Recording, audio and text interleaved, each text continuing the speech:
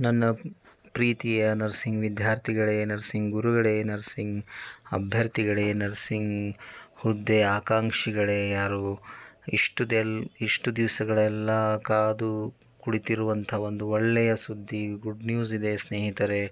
ಯಾರು nursing officer ಆಗಿ ನಮ್ಮ ಕರ್ನಾಟಕ ರಾಜ್ಯದ ವಿವಿಧ ಮೆಡಿಕಲ್ ಕಾಲೇಜುಗಳಲ್ಲಿ ಕೆಲಸ ಮಾಡುವಂತಹ ಒಂದು ಸ್ವಪ್ನವನ್ನು ಇಟ್ಟುಕೊಂಡು ಪ್ರಯತ್ನ ಮಾಡ್ತಾ ಇದ್ದೀರಾ, ಕಾಂಪಿಟೇಷನ್ ಎಕ್ಸಾಮನ್ನು ಕ್ರ್ಯಾಕ್ ಮಾಡಬೇಕು, ಜಾಬನ್ನು ಗಿಟ್ಟಿಸಿಕೊಳ್ಳಬೇಕು, ನಮ್ಮದೇ ರಾಜ್ಯವಾದಂತಹ ಕರ್ನಾಟಕದಲ್ಲಿ ವಿವಿಧ ಮೆಡಿಕಲ್ ಕಾಲೇಜುಗಳಲ್ಲಿ ನಾನು ಜಾಬ್ ಮಾಡಬೇಕು ಎನ್ನುವಂಥ ಒಂದು ಆಸೆಯನ್ನು ಇಟ್ಕೊಂಡಿದ್ದೀರಾ, ಅವರಿಗೆಲ್ಲರಿಗೂ ಒಂದು ಸುವರ್ಣ ಸುದ್ದಿ ಸ್ನೇಹಿತರೆ. ಹೌದು ಸ್ನೇಹಿತರೆ, ನಾನು ಮಾತಾಡ್ತಾ ಇರೋದು ಇವತ್ತಿನ ವಿಚಾರವಾಗಿ ಒಂದು ವಿಶೇಷ ನ್ಯೂಸ್ ಸ್ನೇಹಿತರೆ. ಸೊ ಯಾರ್ಯಾರು ಹೊಸದಾಗಿ ಈ ನರ್ಸಿಂಗ್ ವ್ಯೂಸ್ ಕನ್ನಡ ಯೂಟ್ಯೂಬ್ ಚಾನಲ್ಗೆ ಬಂದಿದ್ದೀರಾ, ದಯವಿಟ್ಟು ಸಬ್ಸ್ಕ್ರೈಬ್ ಮಾಡಿ, ಲೈಕ್ ಮಾಡಿ, ನಿಮ್ಮ ಫ್ರೆಂಡ್ಸ್ಗಳ ಜೊತೆ ಶೇರ್ ಮಾಡಿ ಸ್ನೇಹಿತರೆ.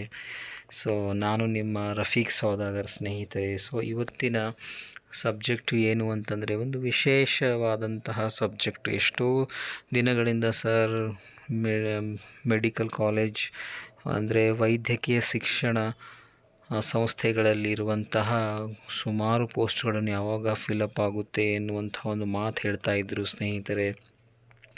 ಆಮೇಲೆ ಸೆಂಟ್ರಲ್ ಗೌರ್ಮೆಂಟ್ ಜಾಬ್ಸ್ ಹೇಳ್ತಾ ಇದ್ದೀರಿ, RRB, ESIC, all India institute of medical science, JIPMER, PG ಚಂಡೀಗಢದ್ದು ಜಾಬ್ ಹೇಳ್ತಾ ಇದ್ದೀರಿ ಸರ್. ಸೊ ನಮ್ಮ ಕರ್ನಾಟಕ ರಾಜ್ಯದ ಮೆಡಿಕಲ್ ಕಾಲೇಜ್ಗಳಲ್ಲಿನ ಜಾಬ್ ಯಾವಾಗ ಬರುತ್ತೆ ನರ್ಸಿಂಗ್ ಆಫೀಸರ್ಗಳ ಅಂಥೇಳಿ ಸುಮಾರು ಜನ ಕೇಳ್ತಾ ಇದ್ದರು ಸ್ನೇಹಿತರೆ. ಸೊ ಇದು ಒಂದು ಒಳ್ಳೆಯ ಸುದ್ದಿ ಸ್ನೇಹಿತರೆ. ಕಾರಣ ನಮ್ಮ ಮಾನ್ಯ ಸಚಿವರುಗಳಾದಂತಹ ಶ್ರೀಯುತ ಡಾಕ್ಟರ್ ಶರಣಪ್ರಕಾಶ್ ಪಾಟೀಲ್ರವರು ವೈದ್ಯಕೀಯ ಶಿಕ್ಷಣ ಸಚಿವರು ವಿಕಾಸಸೌಧದಲ್ಲಿ ವೈದ್ಯಕೀಯ ಶಿಕ್ಷಣ ಇಲಾಖೆಯ ಅಧಿಕಾರಿಗಳ ಜೊತೆ ಮಹತ್ವದ ಸಭೆ ನಡೆಸಿದ್ದರು ಸ್ನೇಹಿತರೆ.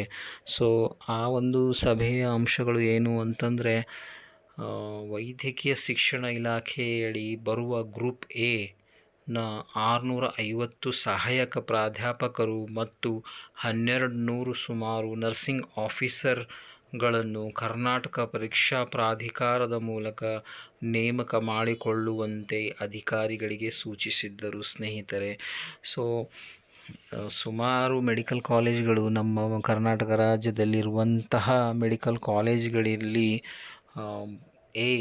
ಗ್ರೂಪ್ ಎನ 650 ಸಹಾಯಕ ಪ್ರಾಧ್ಯಾಪಕರು, ಅದಲ್ಲದೆ ನರ್ಸಿಂಗ್ ಆಫೀಸರ್ಗಳು ಸುಮಾರು 1200 ಪೋಸ್ಟನ್ನು ಹೊಸದಾಗಿ ಬಿಡುಗಡೆ ಮಾಡಬೇಕು ಎನ್ನುವಂಥ ಮಾತನ್ನು ಇವತ್ತು ಡಾಕ್ಟರ್ ಶರಣಪ್ರಕಾಶ್ ಪಾಟೀಲ್ ಇವರು ವೈದ್ಯಕೀಯ ಶಿಕ್ಷಣ ಸಚಿವರುಗಳಾಗಿರುತ್ತಾರೆ ಸ್ನೇಹಿತರೆ. ನಮ್ಮ ಕರ್ನಾಟಕ ರಾಜ್ಯದ ವೈದ್ಯಕೀಯ ಶಿಕ್ಷಣ ಸಚಿವರುಗಳನ್ನು ಈ ಮಾತನ್ನು ಹೇಳಿದರು ಸ್ನೇಹಿತರೆ. ಸೊ ಯಾವ ರೀತಿ ರಿಕ್ರೂಟ್ಮೆಂಟ್ ಇರುತ್ತೆ ಅಂತಂದರೆ, ಕರ್ನಾಟಕ ಪರೀಕ್ಷಾ ಪ್ರಾಧಿಕಾರದ ಮೂಲಕ ನೇಮಕ ಮಾಡಿಕೊಳ್ಳುವಂತೆ ಅಧಿಕಾರಿಗಳಿಗೆ ಸೂಚಿಸಿದ್ದರು ಸ್ನೇಹಿತರೆ. ಸೊ ನೇಮಕಾತಿ ಪ್ರಕ್ರಿಯೆಯಲ್ಲಿ ಪಾರದರ್ಶಕತೆ ಕಾಪಾಡಿಕೊಳ್ಳುವ ಉದ್ದೇಶದಿಂದ ನೇಮಕವನ್ನು ಕರ್ನಾಟಕ ಪರೀಕ್ಷಾ ಪ್ರಾಧಿಕಾರ ಮೂಲಕವೇ ನೇಮಕ ಭರ್ತಿ ಪ್ರಕ್ರಿಯೆ ಮಾಡಬೇಕೆಂದು ಇಲಾಖೆಗೆ ಸ್ಪಷ್ಟತೆ ನಿರ್ದೇಶನ ನೀಡಿದ್ದರು ಸ್ನೇಹಿತರೆ. ಅಂತಂದರೆ ಈ 1200 ಪೋಸ್ಟು ಆಮೇಲೆ 650 ಪೋಸ್ಟ್ ಏನಾದವು ಅವೆಲ್ಲವೂ ಕರ್ನಾಟಕ ಪರೀಕ್ಷಾ ಪ್ರಾಧಿಕಾರ KEA ಕರ್ನಾಟಕ ಎಕ್ಸಾಮಿನೇಷನ್ ಅಥಾರಿಟಿ ಮೂಲಕ CET ಎಕ್ಸಾಮ್ ಕಂಡಕ್ಟ್ ಮಾಡಿ CETಯಲ್ಲಿ ಮೆರಿಟ್ ಕಮ್ ರೋಸ್ಟರ್ ಬೇಸಿಸಲ್ಲಿ ಎಲ್ರಿಗೂ ಯಾರು ಎಲಿಜಿಬಲ್ ಕ್ಯಾಂಡಿಡೇಟ್ ಇರ್ತಾರೆ ಅಂಥವುಗಳನ್ನು ನೇಮಕಾತಿ ಮಾಡಿಕೊಳ್ಳಲಾಗುವುದು ಎನ್ನುವಂಥ ಮಾತನ್ನು ಇವತ್ತು ವೈದ್ಯಕೀಯ ಶಿಕ್ಷಣ ಸಚಿವರುಗಳಾದ ಡಾಕ್ಟರ್ ಶರಣಪ್ರಕಾಶ್ ಪಾಟೀಲರು ಹೇಳಿದ್ದಾರೆ ಸ್ನೇಹಿತರೆ ವಿಧಾನಸೌಧದಲ್ಲಿ. ಸೊ ನೇಮಕಾತಿ ಪ್ರಕ್ರಿಯೆಯಲ್ಲಿ ಪಾರದರ್ಶಕತೆ ಅಂದರೆ ಟ್ರಾನ್ಸ್ಪರೆನ್ಸಿ ಕಾಪಾಡಿಕೊಳ್ಳಲು ಉದ್ದೇಶದಿಂದ ನೇಮಕವನ್ನು ಕರ್ನಾಟಕ ಪರೀಕ್ಷಾ ಪ್ರಾಧಿಕಾರದ ಮೂಲಕವೇ ನೇಮಕ ಭರ್ತಿ ಪ್ರಕ್ರಿಯೆ ಮಾಡಬೇಕೆಂದು ಇಲಾಖೆಗೆ ಸ್ಪಷ್ಟ ನಿರ್ದೇಶನವನ್ನು ನೀಡಿದ್ದರು ಸ್ನೇಹಿತರೆ. ರಾಜ್ಯದಲ್ಲಿ 22 ವೈದ್ಯಕೀಯ ಕಾಲೇಜುಗಳಿದ್ದು 11 ಸೂಪರ್ ಸ್ಪೆಷಾಲಿಟಿ ಆಸ್ಪತ್ರೆಗಳಲ್ಲಿ ಸಹ ನಿಯಮದಂತೆ ಹುದ್ದೆಗಳ ನೇಮಕವಾಗಬೇಕು ಎಂದು ಅಧಿಕಾರಿಗಳಿಗೆ ಸೂಚನೆ ನೀಡಿದರು ಸ್ನೇಹಿತರೆ. ಸೊ ರಾಜ್ಯದಲ್ಲಿನ ಎಲ್ಲ ಕಾಲೇಜುಗಳು ಮೆಡಿಕಲ್ ಕಾಲೇಜ್ ಎಷ್ಟಿದ್ದಾವೆ ಅಂತಂದರೆ 22 ಮೆಡಿಕಲ್ ಕಾಲೇಜುಗಳಿದ್ದಾವೆ. ಆಮೇಲೆ ಸೂಪರ್ ಸ್ಪೆಷಾಲಿಟಿ ಆಸ್ಪತ್ರೆಗಳು ಸುಮಾರು 11 ಸೂಪರ್ ಸ್ಪೆಷಾಲಿಟಿ ಆಸ್ಪತ್ರೆಗಳಿದ್ದಾವೆ ಸ್ನೇಹಿತರೆ. ಸೊ ಅಲ್ಲಿರುವಂಥ ವೇಕೆಟ್ ಸೀಟ್ಸ್ಗಳು ಸುಮಾರು 1200 ನರ್ಸಿಂಗ್ ಆಫೀಸರ್ಗಳು, ಆಮೇಲೆ 650 ಅಸಿಸ್ಟೆಂಟ್ ಪ್ರೊಫೆಸರ್. ಈ ಎಲ್ಲ ಹುದ್ದೆಗಳನ್ನು ಕರ್ನಾಟಕ ಪರೀಕ್ಷಾ ಪ್ರಾಧಿಕಾರದ ಮೂಲಕ CET ಎಕ್ಸಾಮ್ ಬರೆದು ಎಲಿಜಿಬಲ್ ಇರುವಂಥ ಕ್ಯಾಂಡಿಡೇಟ್ಗಳನ್ನು ಭರ್ತಿ ಮಾಡಲಾಗುವುದು ಎನ್ನುವಂಥ ಮಾತನ್ನು ಇವತ್ತು ಅಧಿಕಾರಿಗಳ ಜೊತೆಗೆ ವಿಧಾನಸೌಧದಲ್ಲಿ ಡಾಕ್ಟರ್ ಶರಣಪ್ರಕಾಶ್ ಪಾಟೀಲ್ ರವರು ಹೇಳಿದ್ದಾರೆ ಸ್ನೇಹಿತರೆ. ಸೊ ಯಾರ್ಯಾರು ಇಂಟ್ರೆಸ್ಟ್ ಇದ್ದಾರೆ ಇವತ್ತಿಂದನೇ ಸ್ಟಾರ್ಟ್ ಮಾಡಿ. ಯಾವಾಗ ಈ ನರ್ಸಿಂಗ್ ವ್ಯೂಸ್ ಕನ್ನಡ ಯೂಟ್ಯೂಬ್ ಚಾನಲಲ್ಲಿ ಈ ಒಂದು ವಿಡಿಯೋ ನೋಡಿದ ಕೂಡಲೇ ನಿಮ್ಮ ಒಂದು ಜರ್ನಿ ಸ್ಟಾರ್ಟ್ ಮಾಡಿಬಿಡಿ ಸ್ನೇಹಿತರೆ. ಯಾರು ಕ್ಯಾಟಗರಿಯಲ್ಲಿ ಬರ್ತೀರಾ, ಯಾರು ತಮ್ಮ ಏಜ್ ಚಿಕ್ಕದಿದೆ, ಇವಾಗ ತಾನೇ ನರ್ಸಿಂಗ್ ಮಾಡ್ಕೊಂಡಿದ್ದೀರಾ, GNM ಅಥವಾ BSc ನರ್ಸಿಂಗ್ ಅಥವಾ MSc ನರ್ಸಿಂಗ್ ಮಾಡ್ಕೊಂಡಿದ್ದೀರಾ. ಸೊ ನಿಮಗೆ ಕರ್ನಾಟಕ ರಾಜ್ಯದ ವಿವಿಧ ಮೆಡಿಕಲ್ ಕಾಲೇಜ್ಗಳಲ್ಲಿ ಆ್ಯಸ್ ಎ ನರ್ಸಿಂಗ್ ಆಫೀಸರ್ ಆಗಿ ಕೆಲಸ ಮಾಡಬೇಕು ಎನ್ನುವಂಥ ಹುಮ್ಮಸ್ಸಿದ್ದರೆ ನಾನು ಲಾಸ್ಟ್ ವಿಡಿಯೋದಲ್ಲಿ ತಿಳಿಸಿರುವ ಹಾಗೆ ಟಾರ್ಗೆಟ್ ಹೈ ಬುಕ್ ತೊಗೊಂಡು ಅಥವಾ ಮತ್ತು ಯಾವುದು ನಿಮಗೆ ಇಂಟ್ರೆಸ್ಟ್ ಇದೆ ಆ ಬುಕ್ಕನ್ನು ತೊಗೊಂಡು ರಿವ್ಯೂ ಮಾಡಲಿಕ್ಕೆ ಎಕ್ಸಾಮ್ ಪ್ರಿಪ್ರೇಷನ್ಗೆ ರೆಡಿ ಮಾಡಿಕೊಳ್ಳಿ ಸ್ನೇಹಿತರೆ.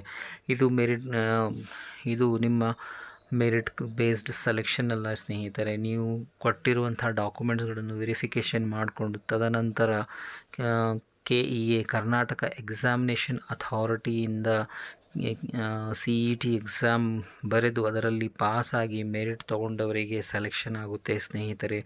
ಸೊ ಇನ್ನೂ ಪ್ರಾಸೆಸ್ ಸ್ಟಾರ್ಟ್ ಆಗಿ ಮೆಡಿಕಲ್ ಕಾಲೇಜಲ್ಲಿ ಎಷ್ಟು ಹುದ್ದೆಗಳಿದ್ದಾವೆ, ಅವನ್ನು ಯಾವ ರೀತಿ ಭರ್ತಿ ಮಾಡಬೇಕು ಎನ್ನುವುದರ ಬಗ್ಗೆ ಒಂದು ಸ್ಪಷ್ಟತೆ ಸಿಕ್ಕಿದೆ. ಬಟ್ ಅದು ನೋಟಿಫಿಕೇಷನ್ ಬರೋವರೆಗೆ ಇನ್ನೂ ಸ್ವಲ್ಪ ದಿವಸಗಳನ್ನು ಹಿಡಿಯಬಹುದು ಸ್ನೇಹಿತರೆ. ಆ ಒಂದು ಸ್ವಲ್ಪ ದಿವಸಗಳು ನೀವು ನಿಮ್ಮ ಈ ಒಂದು ಪ್ರಿಪ್ರೇಷನ್ಗೋಸ್ಕರ ಯುಟಿಲೈಸ್ ಮಾಡಿ ಸ್ನೇಹಿತರೆ.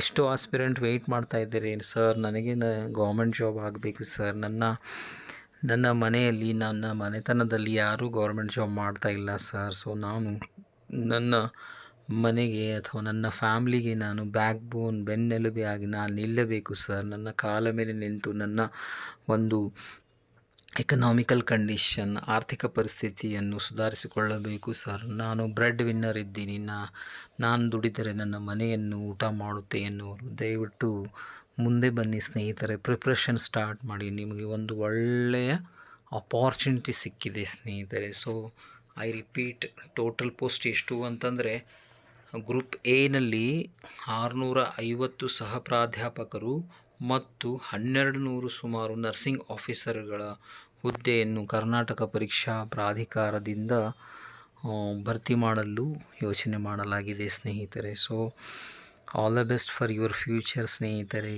ಇಂಟ್ರೆಸ್ಟಿಂಗ್ ವಿಡಿಯೋಗೋಸ್ಕರ ನರ್ಸಿಂಗ್ ವ್ಯೂಸ್ ಕನ್ನಡ ಯೂಟ್ಯೂಬ್ ಚಾನಲನ್ನು ತಪ್ಪದೇ ನೋಡಿ ಸ್ನೇಹಿತರೆ. ನಾನು ನಿಮ್ಮ Rafiq Saudagar. Say with me. Thank you.